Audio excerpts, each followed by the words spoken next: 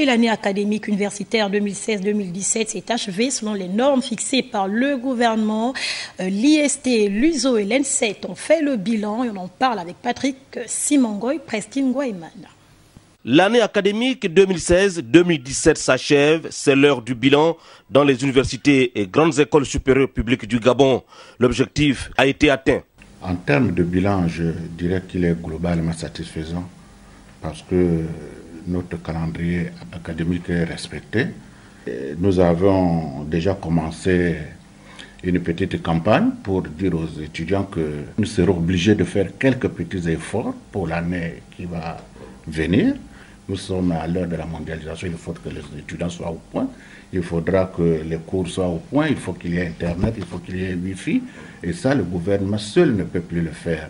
Le taux de réussite était au rendez-vous à l'Institut supérieur de technologie. Lorsqu'on regarde bien ce qui s'est passé au premier semestre, la réussite était quasiment à 98% pour tous nos étudiants.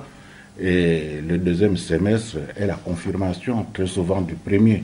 Donc ça ne pose aucun problème à ce niveau. Même son de cloche à l'Institut universitaire des sciences de l'organisation, l'IUSO, où l'année 2016-2017 s'est déroulée normalement.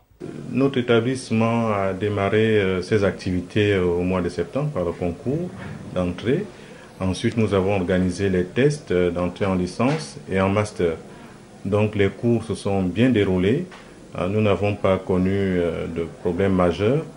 Au sein de notre établissement, nous avons tenu à sensibiliser les étudiants sur une légère augmentation des frais d'écolage. Pour les nouveaux bacheliers qui viendront certainement passer le concours l'année prochaine, nous sommes en train de préparer les fiches d'information à leur attention pour que les parents sachent déjà qu'est-ce qu'ils doivent prévoir pour la rentrée prochaine.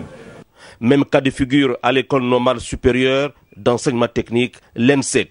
L'année s'est passée dans de très bonnes conditions. En termes de bilan, par rapport au cycle de licence, c'est-à-dire que L1, le cycle de L2 et de M, les classes qui n'ont pas d'examen, nous pouvons retenir que nous avons avoisiné un taux de réussite de près de 50%.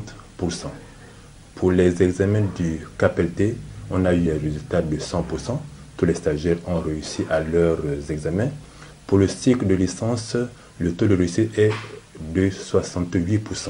Et par contre, au cycle de master, le taux de réussite est de 80%. Pour le reste, il faudra attendre la rentrée prochaine, 2017-2018, selon un calendrier dont les bornes seront, comme à l'accoutumée, fixées par le gouvernement de la République.